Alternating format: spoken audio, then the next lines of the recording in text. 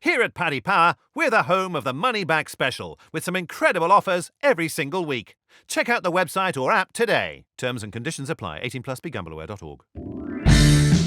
Hi there, welcome along to the Racing Post Weekend Postcast. Bruce Millington, Paul Keeley, Graham Rodway and Paddy Power's Niall O'Reilly looking ahead to 6 really brutally difficult races on ITV on Saturday. 4 at Goodwood, 2 at Newmarket. Boy, are they tough, but hopefully the lads have cracked them and we'll have 1 or 2 decent winners.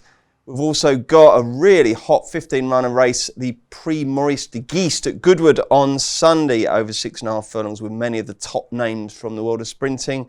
Good card at Chester as well, so the boys will have all the tips for you. We'll get the naps and we'll see whether at the end of it they are wise or flailing around. First of all, chaps, how's it been? You coming into this weekend in good form, Kills? Have you had a good Goodwood? No, not really. I've only had a couple of winners. I mean, I was fortunate I managed to pick them out as banker of the days on to dance a lot on Tuesday and Forest of Dean yesterday. But other than that, it's been fairly poor. Any hard luck stories? They're always a hard luck story. No, I haven't had any. No, none. You know, none of my horses have been unlucky. They've just been rubbish selections, to be honest. Okay. G-Rod, are you coining it in this week, or has it been a bit of a battle? No, I'm having a super week. Yeah. Oh, good. Yeah, I've had 6 winners so far in 3 days, and had a great day there on Wednesday.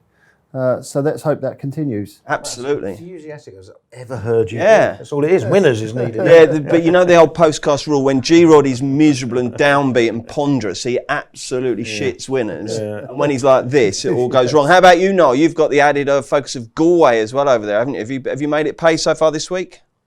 Not really. I've had a couple of unlucky losers, but I'm hoping that changes tomorrow. So okay. Choose some luck. Right, let's go then, chaps. 150 Goodwood, the first race, the Qatar Stewards Sprint Handicap. It's the Consolation Race. It gives us all sorts of clues about where we should be drawn in the Stewards Cup itself. And Niall, the first of what are going to be 6 very open shows of betting on the ITV races. Yeah, we're paying 6 places here as well as in the Stewards Cup. So each way doubles will be seeing plenty of them. Ballyquin is our 8-1 favourite. Hoods is 9-1. Gabriel the Devil is 9-1. Boy in the Bar 9-1. Tinto 12-1. Tommy G 12-1 and 14-1 Bar. And don't forget, whenever you hear Noel mention extra places, they are available not just at paddypower.com but also the Racing Post app, where you can bet direct on all the racing.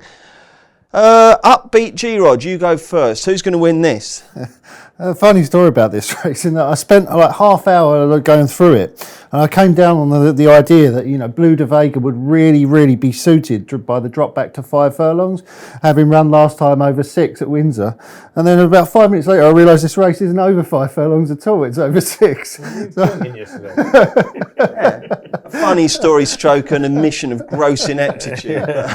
So then I had to go back and redo the first race. It took me another 15-20 minutes, and I came down on Puds for Richard Hughes, who's got some great course and distance form, really consistent type. I think the last 3 runs have come at the track, including a victory. He is obviously edging up the weights, but I like these sort of informed sprinters in these sorts of races. Who knows what's going to happen with the draw? It's a complete guess up, really, isn't it? I know they've been flying up the stand side rail in some of the 2-year-old races, but it's not always that way when it comes to the big sprint handicaps. And I, as I was saying to Maddie the other day when I was on Wednesday, for some reason I always favour those on the far side. I don't know why. And Puds is drawn 6. So I'm hopeful that I'm on the right side, but it's obviously not a confident selection in such a competitive race. Would you be sick if Blue de Vega wins? Yeah, but it surely can't win over 6. Okay. Puds is the opening gambit from G-Rod. Niall, who do you think is going to win this race? Yeah, Tommy G jumped out to me here. He obviously won the race last year with the same jockey up, Sylvester de Souza. He's actually £3 lower here. And most of his recent form, he's been running over 7 furlongs with a claimer called Corey Madden booked. So de Souza's obviously an upgrade there. It just looks blatantly obvious that the target of the race, again, considering he handles the track and the trip looks ideal for him. Yeah, he's about 14-1, 12-1. I think he's worked good each way, but. Okay, and Kills. Yeah, the 2 boys have have nailed the two that I will be back in, Puds and Tommy G. Tommy G was actually second in 2017 as well. So he's obviously just has been laid out for the race again. There's pace across the track in this race, not so much in the Stewards Cup. So I don't think it actually matters where you're going to be. There's fair either side. Puds I like. I just think a big field will really suit him because he does finish really fast and he wants them to go hard. There'd be my two, yeah. Lovely. Let's move on to the 225, which is the Qatar Summer Handicap over 1 mile and 6. Niall, a show of betting and then your selection, please. So we're paying 4 places in this race. King's Advice is our 4-1 favourite. Corgi is 5-1. Apex is 7-1. Bartholomew Diaz 7-1. Charles Kingsley 8-1, and it's 10-1 bar. Yeah, I really like one here. Top Tug, written by Alan King. Now, I just happened to be pricing a race the other day, a horse called the Cashel-Man. I was looking at some collateral form, and Top Tug actually beat the Cashel-Man. It was back in 2017, but I remember just thinking that it was one of the easiest Goodwood winners that I'd seen. That was off a mark of 100. Now, it was 2 years ago, but he absolutely shit in. He's back down to a mark of 99, which is his lowest mark for some time. He has looked a little bit laboured on occasions this season. He was well beaten at Royal Ascot, but prior to that, and it's the run that makes him really interesting, he was 5th or 7 at Newbury, beaten about 6 lengths by Crystal Ocean. Can't remember the name of the race, but it was a really good run, and he finished out his race really well. Obviously, Crystal Ocean's one of the highest rated horses in training. The horse that finished around him that day, Red Verdon and Pivoine. Pivoine has won a handicap at York off a big enough mark, and Red Verdon went on to win a Group 3. So it just makes Top Tug look pretty well handicapped here. And as I said earlier, he's got some really good Goodwood form. He's got Ryan Murrah booked as well. I think we're 14-1. There's as big as 20-1 out there. I think it's a massive each way bet. Top Tug is the sus from Niall. Do you agree with that one, Kills? You're going to go elsewhere? Well, I agree with Alan King, funny enough, but I'd landed on the other one as an each way bet. That's Scarlet Dragon. Now, I mean, he ran last time in the John Smith Cup and he finished last, but he ran an awful lot better than that. He travelled really sweetly throughout the race, come all the way down round to the stand side, and then he was easy when he was beaten. That's probably too short for him, 1 mile and 2.5. He does need to prove his stamina for 1 mile and 6, but he was third to Poet's Word in a Group 3 here a couple of years ago. His form on the all-weather, he's been running to his mark on the all-weather is about 107, 108, and he's down to 101 now. So I think he's reasonably well treated. He's another horse that likes big fields, and I think he'd go well. He won a $100,000 handicap at Newmarket a couple of seasons ago under Holly Doyle, just squeezing through from the back. So I think he'll go well. There are obviously some very good horses in there. I was a bit surprised. I mean, I don't know why I'm being surprised that Mark Johnson's running King's Advice, but he was just talking about the Ebor, which is a £1 million handicap, and if he wins, he'll get a £4 penalty and go up to 112. But he didn't half win well the other day. Like, you know what I mean? And he might be hard to beat. And Desert Skyline, I think, might be a player as well. He was third to King's Advice. But I'm going to go bigger price, Scarlet Dragon. If you have a bet in this race, that it's made for a couple of hard luck stories, Kills, isn't it? Big field, 1 mile and 6, tired horses rolling all over the place. Could be a fun watch. G-Rod, are you going to go with an Alan King horse? No. I thought the favourite would win King's Advice for Mark Johnston. I'm hoping that what might happen is what seemed to happen the other day with Sir Ron Priestley. It was like all the pseudo-shrewdies, like this lad sitting on my right, all sat there and looked at it and went, this is a bad favourite. And then it drifts as a result because they all tip everything else. And then you can snap up the big price and then the money comes back in late. It goes off favourite. And I'm hoping that this might happen with King's Advice in the fact that I'm sure that there's going to be plenty of judges sitting there going, well, this horse is up another £7. He's won, he just keeps going up in the weights. He's carrying 9 stone 12. He's worth taking on. But actually, he is the big improver in the race, taking on a bunch of exposed horses who don't really have that much in hand from a handicapping perspective. As far as I can see, he's a big horse. I don't see carrying a big weight being any problem for him. He's, of course, an impressive win the other day as well, wasn't it? He bolted up at Newmarket. The only worry is a wide draw. But he's a Johnson also. He's going to be up there. He's going to be prominent. I don't see it being an issue. I think the favourite win. How do you take to being called a pseudo-shrewdy, Kills? I think that's very hard. Well, I don't do his appraisals anymore, so that's unfortunate. I just have to put up with it. Right then, 3 o'clock, the Qatar Lily Langtry Stakes. Again, 1 mile and 6, but this time it's a Group 2 for the fillies and mares. Niall, how do Paddy Power bet? So this is our money back special race, where money back is a free bet on all losers if MBR wins, and she's our 5-2 favourite. Dramatic Queen is 11-4, Manuela de Vega 4-1, South Sea Pearl 5-1, The Last are 6-1, Peach Tree 12-1, and 20-1 Flowering Peach. Absolutely at the mercy of Rafe here, isn't it? Manuel de Vega kills. Yeah, I think so. I think it's about time she got her head in front and showed that she's up to group level. I thought a 4th from the bad draw in the Oaks was a really good run. A 5th in the Irish Oaks wasn't so good, but they went slow. She's all about stamina, and they just quickened away from her. She's going up to 1 mile 6. I just think that has to suit. And yeah, I mean, you know, they're good horse, they're good fillies, but they're not brilliant, and they're, you know, a bit of a, you know, pick between them, Embihar and Dramatic Queen. They're the same horse basically on what they've done this season. Will she get the true test that she didn't get at the Curragh? Well, it'll be more of a test because you've got 2 furlongs further to run. So I mean that'll help. Pace-wise, but you know, pace-wise, probably not. But I mean, she will appreciate the extra distance and, you know, a weaker field too.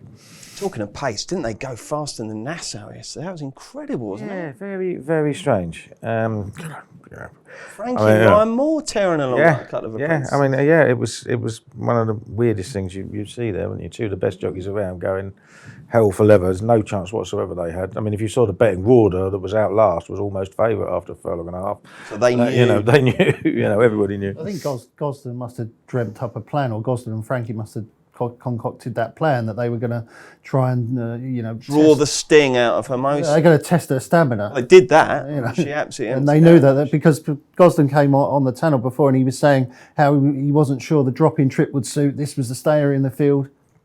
So I think that's what they tried to do. Blast, try and beat Hermosa. And if they beat Hermosa, they thought they would win, but then they got, of course, done by the big outsider. Absolutely, from Japan. Right, anyway, G-Rod, who wins the Lily Langtry? I'd be quite confident Dramatic Queen will win this one. I think the step up to 1 mile and 6 furlongs will really suit the return to 1 mile and 6 furlongs, having beaten Embihar over the trip a couple of starts ago and then had that form reversed last time back down at 1 mile and 4. And a £3 pull in the weights as well with Embihar from last time out. I think that'll be enough for Dramatic Queen to reverse the form. Manuela de Vega, I don't know if this is right, but just in my head, I just think she's a soft ground filly, and I think that it could well be quick ground by the time we get to this race.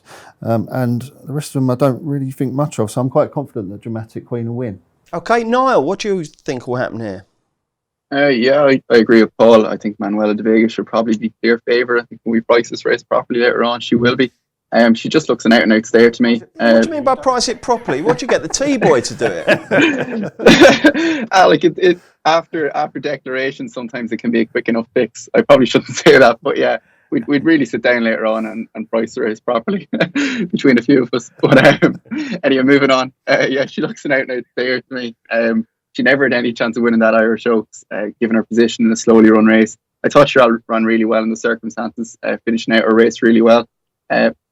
She's obviously getting weight of older horses here, and I just don't think that they're much use personally. So, yeah, I think she'll take a lot of beating for King Rafe, as you call him, Bruce. Absolutely. Let's go to the main event of the day, 340. Well, it's billed as 340. The way they've been going, it'll probably be off at 440. But it's the Unibet Stewards Cup.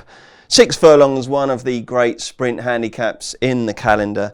And Niall, blast us away with the show. Hopefully there's some extra places on offer here. 6 places as well as the Consolation Rates, like I was saying earlier. Cadem is our 8-1 favourite. Just Another Bottle is 9-1. Flavius Tight is 9-1. Gunmetal 11-1. Spanish City 11-1. Summergan 12-1. Arecibo 12-1. And Gulliver's 14-1 and 16-1 bar. How many of these horses, G-Rod, are in your tracker? I don't think any of them are. Really? No, I don't think they are. No. I've got one, Summergand. Summergand. Any chance? I didn't come on my radar. Actually, I tell a lie. I just found 2 track horses in the race, but I didn't fancy either of them. Air Raid, who needs softer ground, and Embor, who I don't think is good enough for this race. Who are you going to go for? So I'm going to back Just Another Bottle, who was second last season behind Gifted Master, beating absolutely nothing off a mark of 101. Now £4 lower for Declan Carroll, and this has obviously been the target again, I'm sure. He's booked James Doyle for the ride. They also been bang out of form for a while, but I'm not too worried about that. I'm sure this is the race for Just Another Bottle. Drawn 6, I'm going to stick with that low draw theory. I don't know whether I'll be right or not, but you've got to stick with it if that's what your gut tells you. So Just Another Bottle for me. Okay. Niall, who do you like in the Stewards Cup? I'm going to agree with Graham. Just Another Bottle was the one I came down on. Actually, I hadn't really looked at this race much, and when I was kind of looking at it initially, I thought he'd be a bigger price than he is. I'm not enthralled by the price, but I'll still back him.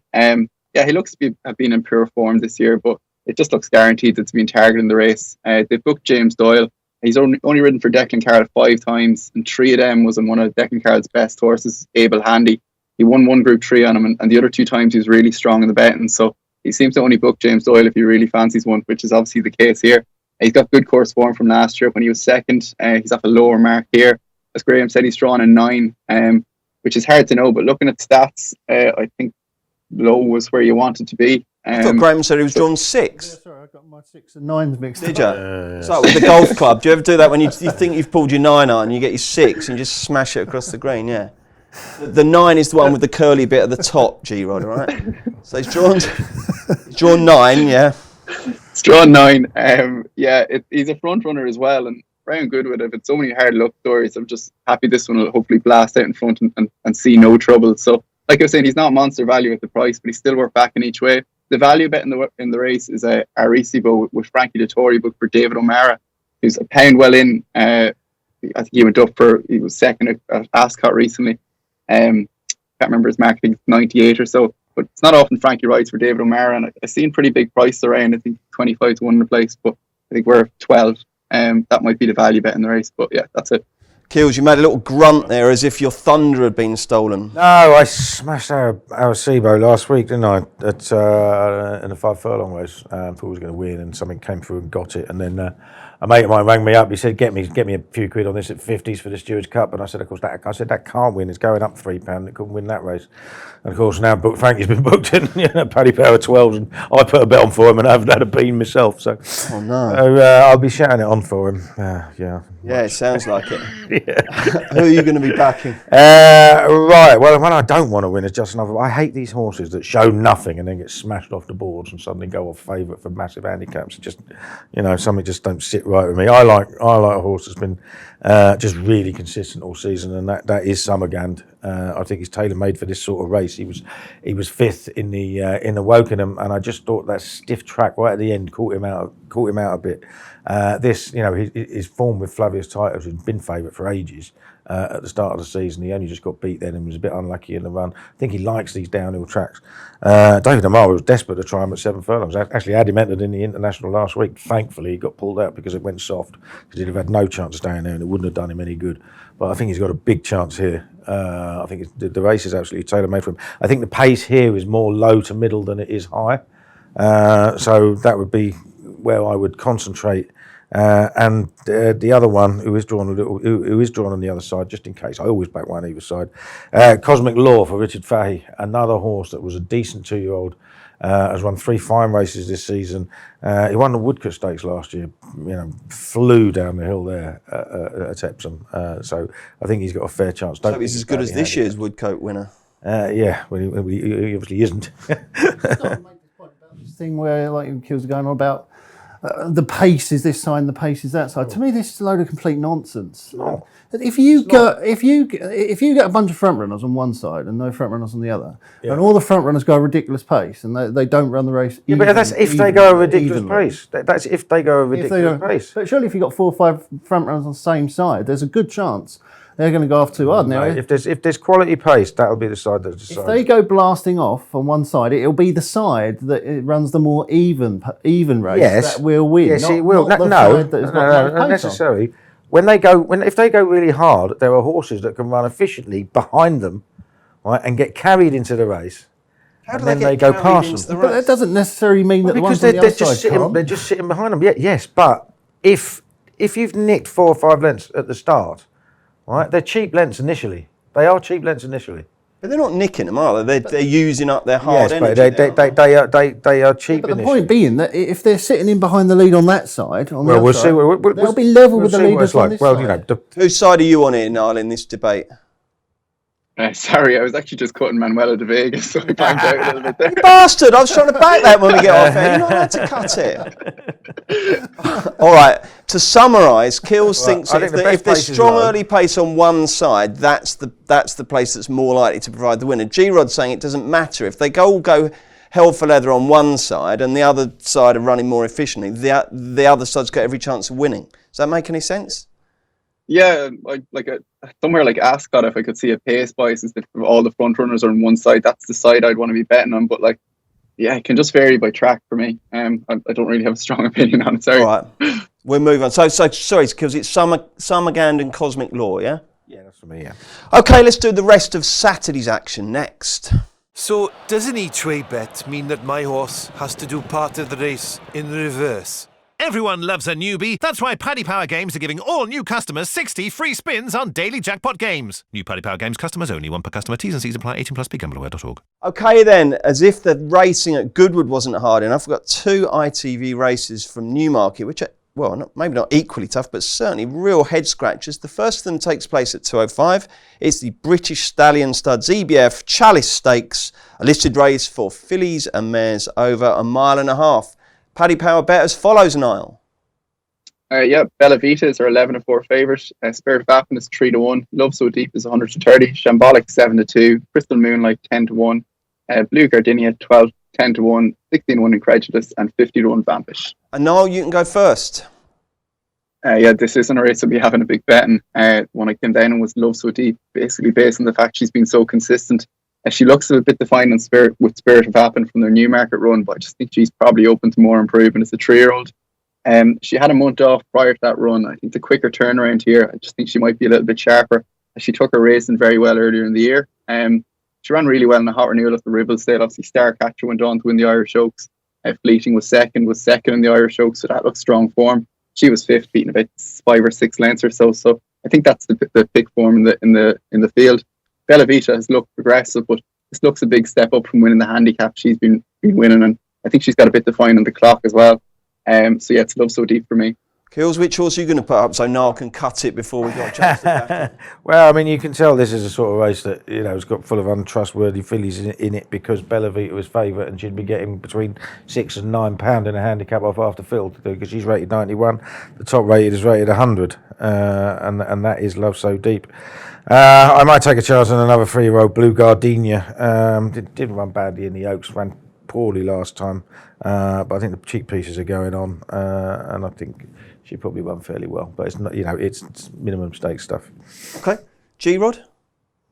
There was a bit of money around for Blue Gardenia last time out before she disappointed. That's always interesting, but she did disappoint nevertheless behind the favourite for this race, Spirit of Appin. And I think Spirit of Appin will confirm the form.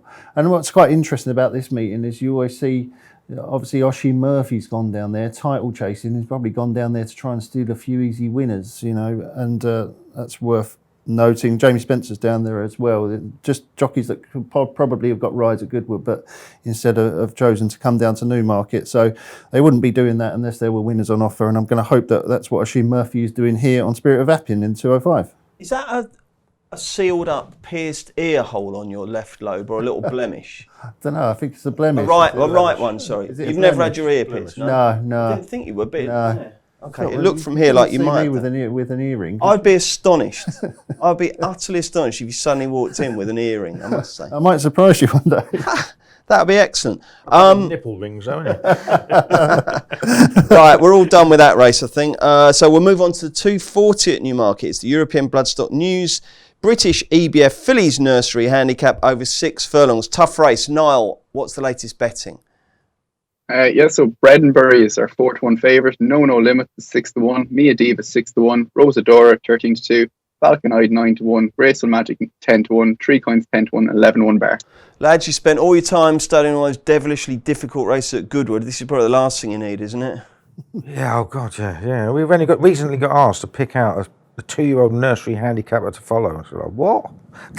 That's a hell of a lot of work to go in and look for all these horses. People don't realise how many fucking hundreds of horses there are that you've got to go through to find one. But anyway, the one I came down to on this race is 3. You could be a bricklayer. You could be a coal miner. You got racing tips. No, I'm not going down the pit. But what, nursery horse to follow. I mean, they're the last races anybody ever wants to bet in, aren't they? It was a ridiculous idea. But anyway, 3 Coins. I thought she ran fairly well last time at Carlisle. Favourite was well backed and won, but she really put her head down. Looks like she wants another furlong. I think she'd go well. Can understand why Breedenby's favourite coming back down from Group Company, but she's probably not the best handicapped in the world on what she's done. So who are you going for again? 3 Coins. 3 Coins. G-Rod. Just to add another layer to Kills' theory, he did actually say straight afterwards, I couldn't even name you one juvenile handicapper. Here we are.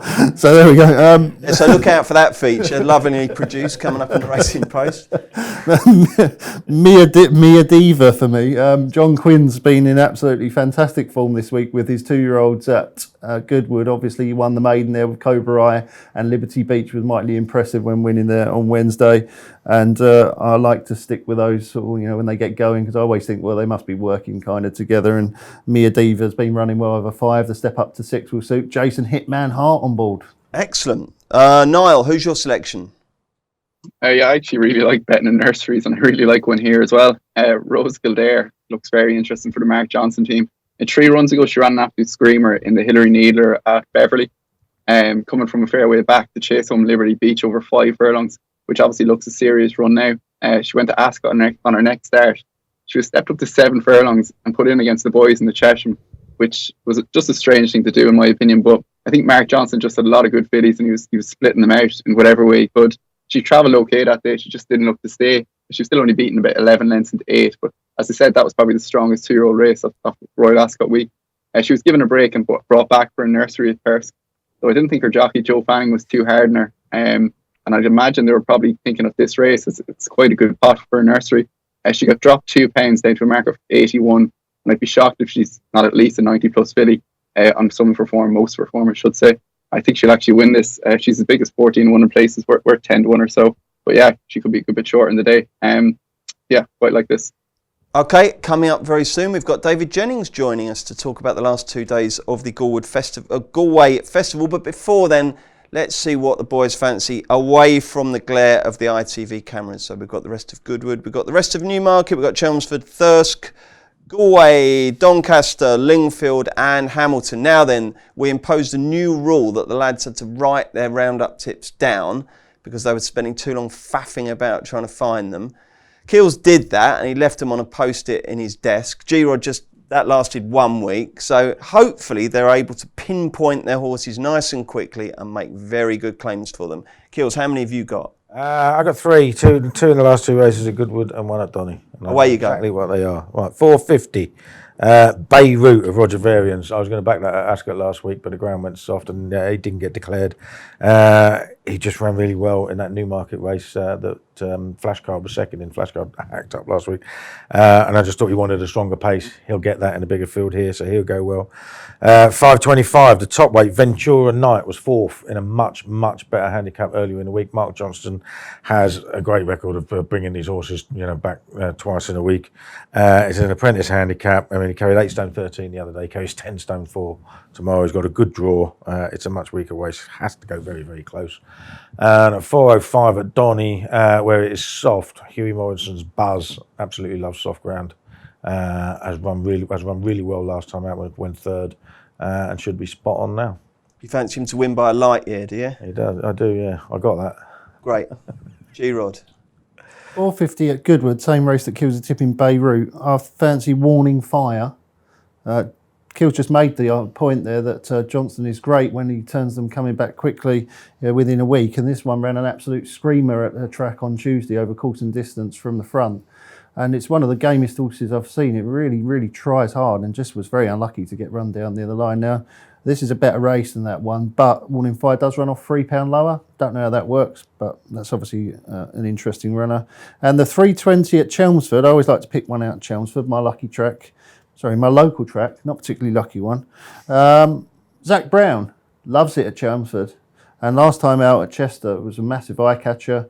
Got caught going wide round the bends there. It was never a good thing. Obviously at Chester was drawn out there.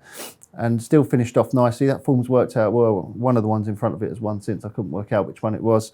I think that Zach Brown will win the 320 at Chelmsford. Okay, and Niall. Yeah, my main one is in the 450 Goodwood. I know the lads have both tipped one up. Mine's actually going to win. It's Land of Legends for Side Vincerer. He was an excellent second on debut to King of Comedy in a very fast time, which now looks an exceptional performance.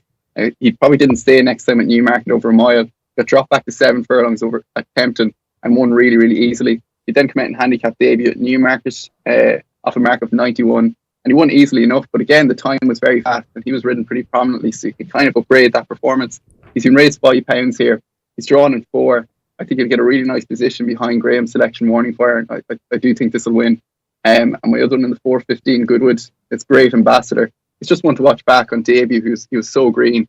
He was just beaten by a horse called Aussie Showstopper, who I actually think would have gone close to beating Liberty Beach on Wednesday, had he not unfortunately broken his leg. Great Ambassador was really green next time again, missed the break, but still nearly won at Salisbury.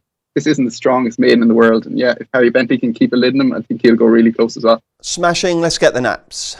This will not be beaten. Paul Keeley. Summergand in the Stewards Cup 340. At Goodwood. G-Rod. King's Advice, 225 at Goodwood. And Niall.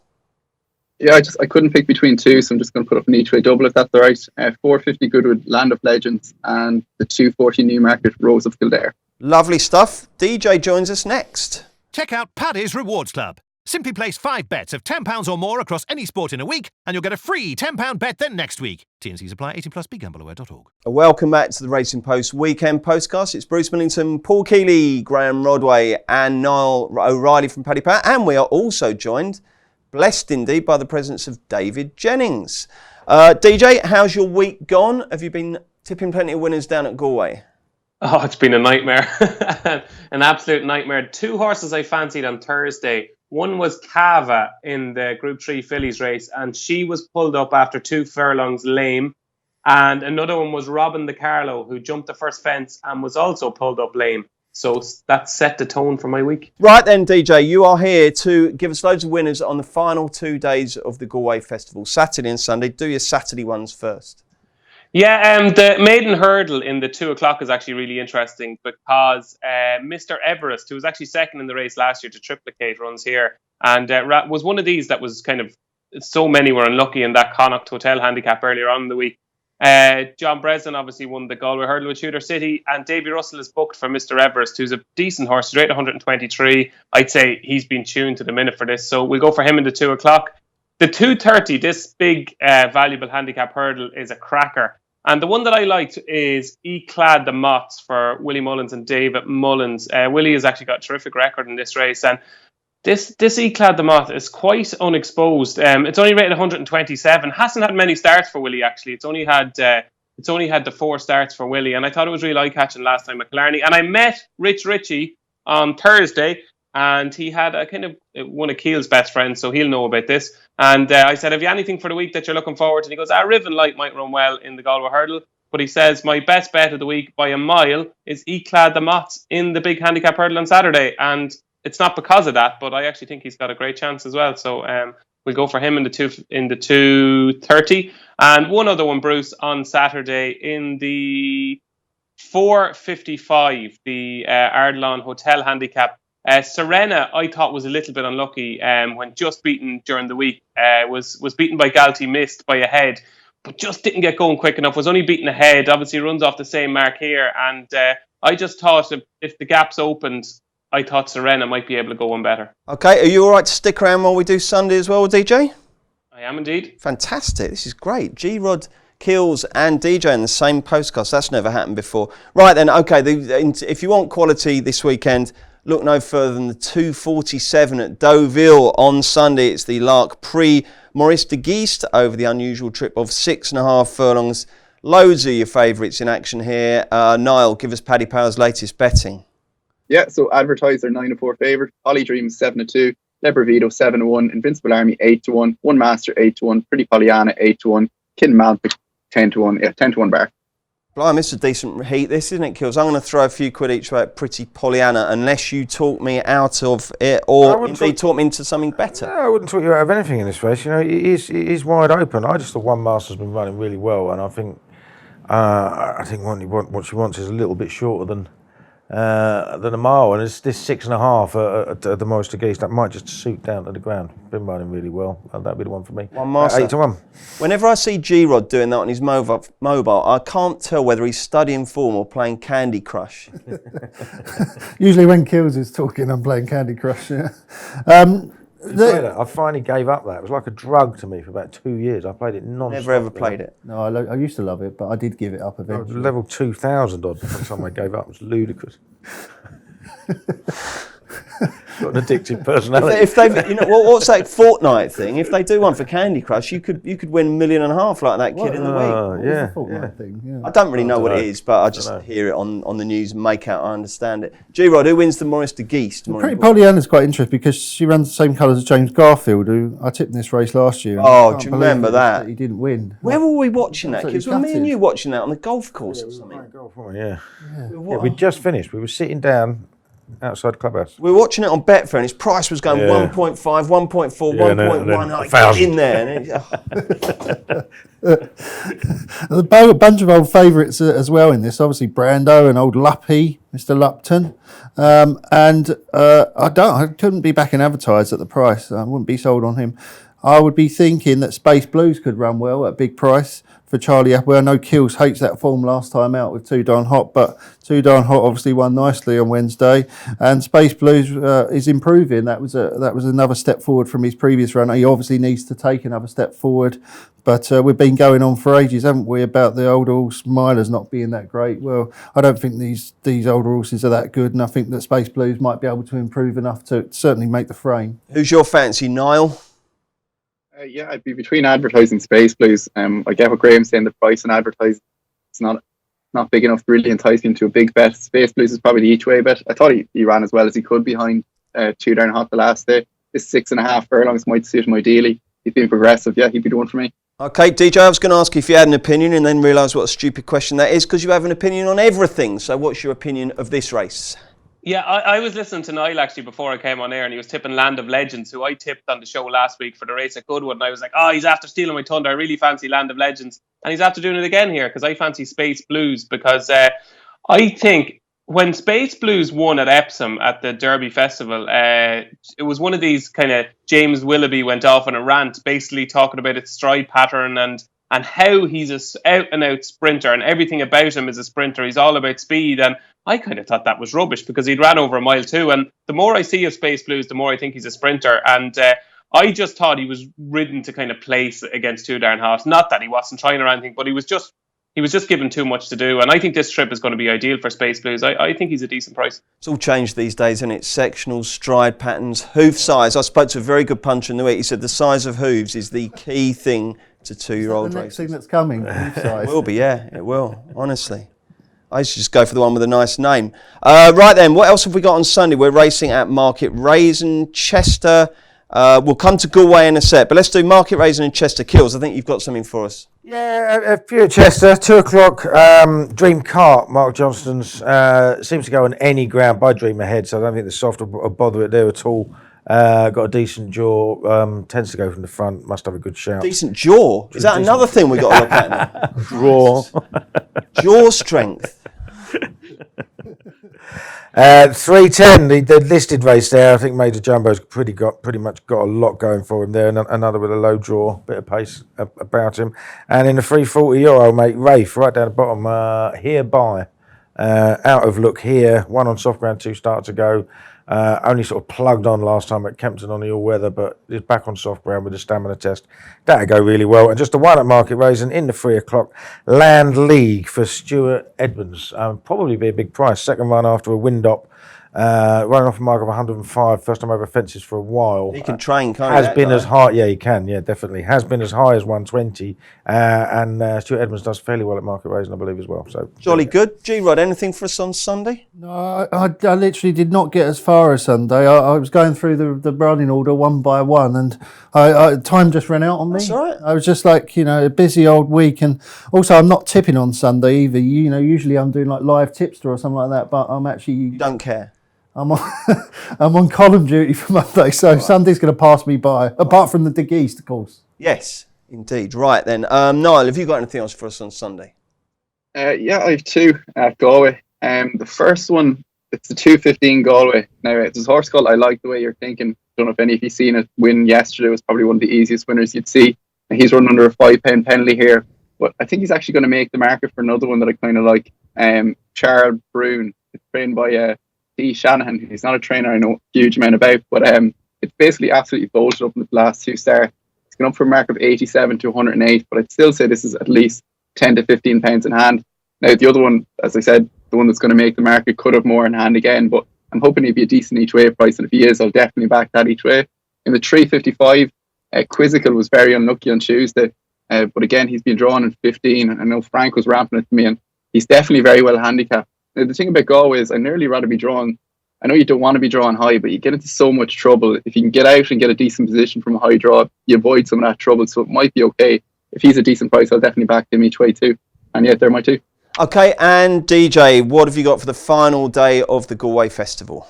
I can see where Niall is coming from with Charlie Brune. I can, but like this, I like the way you're thinking. Like it was embarrassing. Like it was just ridiculous. A horse rated 111 that has the potentially to get up to like 150. This is a proper horse. Like I would say this is like a Martin Pipe horse for Cheltenham or something like that. I would be surprised if he came off the bridle here. He'll be like, I'm looking through the race here. I'd say he could be 2 to 5. Like that's how short I think. I like the way you're thinking it'll be. He didn't even jump particularly well and he bolted up. So he will make the market for you, Niall, because I think he's going to be really, really short. The other ones that I like are in the 245. I thought Rovetta was interesting here for Jessica Harrington, Robbie Power. Ran earlier on in the week in that Connacht Hotel handicap, which was just an absolute mess of a race. And I think she's well handicapped over hurdles. She's rated 114. There's a line of form there with Moscovite from Limerick that makes her well handicapped. And I'd say that the run in the flat earlier on this week was probably just a pipe opener for this. So Rovetta in the 245. And one other one. There is an absolute bag of tricks in the 430. I have never seen a race like it in my life. You've got York Hill, Valser Lido, the Inval, Bletchley Castle is running in it, Atofwell, sorry, that was a terrible pronunciation, Atofwell, and Some Neck, right? So you've got York Hill who's rated 154, who could literally do anything, but Some Neck who's rated 144 has to give him £7, but he's actually the phrase that Graham Rodway hates the most. I think Some Neck is actually the solid option because like the others are just absolutely on a downward spiral, and at least Some Neck is only 8, and I think he's one of these horses where when the market is chalked up, and Niall know this from doing tissues, you really do have to take ratings into strong consideration, and because York Hill is rated 154, he will probably be put in a short price favourite. But I actually think Some Neck. No, go on, DJ. Don't mind Kills. What happened there? No, I don't know. I have no idea. Sort of sounded like snoring, didn't it? But it can't have been. Go on, mate. Oh, okay. Sorry. No, it's anyway, my point is, I think when this race is chalked up, okay, York Hill will be favourite. The Inval will probably be second favourite, and Valser Lido maybe like somewhere around there, and Some Neck will be like maybe 4 to 1 or 5 to 1. But I think Some Neck will go off favourite, and I think he'll win. Is he finished? That's all right.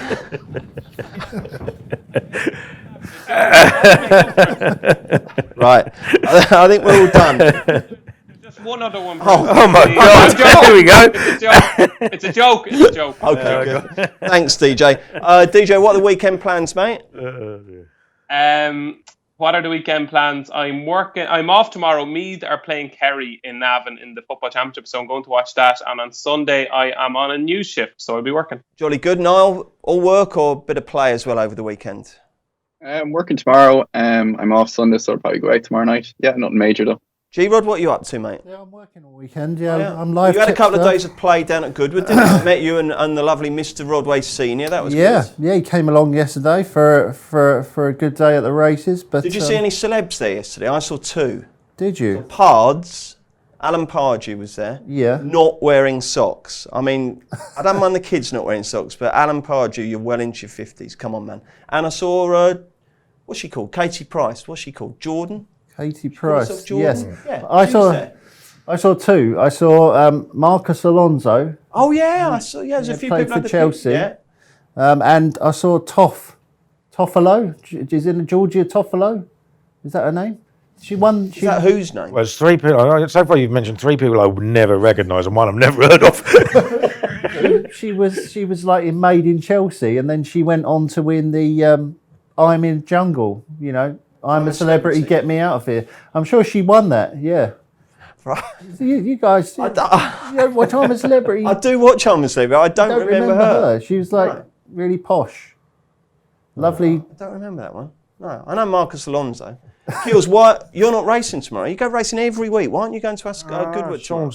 graduation, isn't it? Got to go down to Oxford, didn't I? Oh, you got to go to Oxford Uni. Yeah. You'll be with all the posh parents, won't you? And then you're all bowling, won't getting you? out there as quick as I can. Oh, no, that'd be nice. So he's getting his degree, is he? Yeah, he gets his degree. Fantastic. And yeah, we're going for a meal afterwards.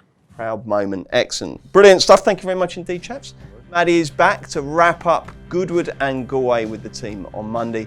We're back next Friday looking ahead to what's on next? Is it Great St Wilfrid? Is it that week or I can't think what it is? Is it Sugar? Yeah, I always take that week off, don't I? So I'm just going to be playing golf. I don't know what it is. But anyway, hopefully we'll have a top team and loads of winners. So do please join us for that. Paddy Power Games has over 250 of your favourites to play online, and we're going to attempt to name them all in this 10-second ad before the T's and C's kick in. There's Blackjack, 18+, begambleaware.org.